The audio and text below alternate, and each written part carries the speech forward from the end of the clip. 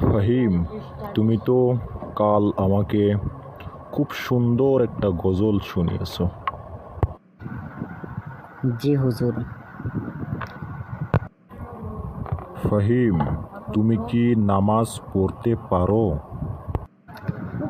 জি না হুজুর, আমি নামাজ পড়তে পারি না। ফাহিম, শোনো, আমাদেরকে নামাজ পড়া শিখতে হবে, কারণ আল্লাহ তাআলা আমাদেরকে এই পৃথিবীতে পাঠিয়েছেন শুধুমাত্র তার ইবাদত করার জন্য। আর তার ইবাদতের মধ্যে একটি হলো নামাজ। তুমি যদি নামাজ পড়তে না পারো, তাহলে তো তুমি তাহার ইবাদত করতে পারলা না। আর যদি তুমি তাহার ইবাদত করতে না পারো, তাহলে আল্লাহ তাআলা তোমাকে জাহান্নাম দিবেন। হুজুর, তাহলে তো আমার নামাজ পড়া শিখতে হবে।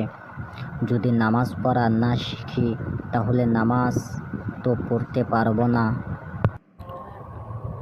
চিন্তা করো না ফাহিম, আমি তোমাকে শিখিয়ে দিব কিভাবে নামাজ পড়তে হয়।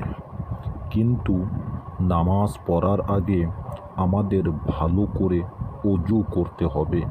তুমি কি অজু করতে পারো? হুজুর, আমি তো ভালো করে অজুও করতে পারি না। আপনি কি আমাকে শিখিয়ে দিবেন কিভাবে অজু করতে হয়? অবশ্যই ফাহিম, আমি তোমাকে শিখিয়ে দিব কিভাবে সম্পূর্ণ অজু করতে হয়। হুজুর, তাহলে তো খুব ভালো হয়।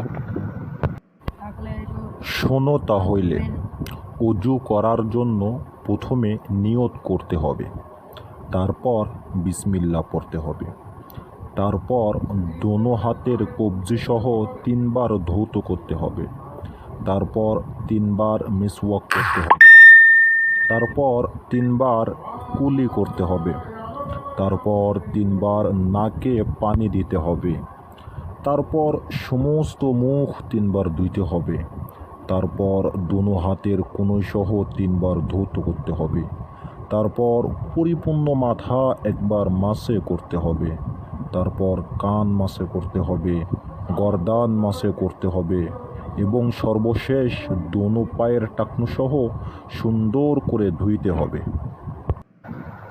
ঠিক আছে হুজুর, আমি আপনার সমস্ত কথা মেনে সুন্দর করে অজু করার চেষ্টা করব।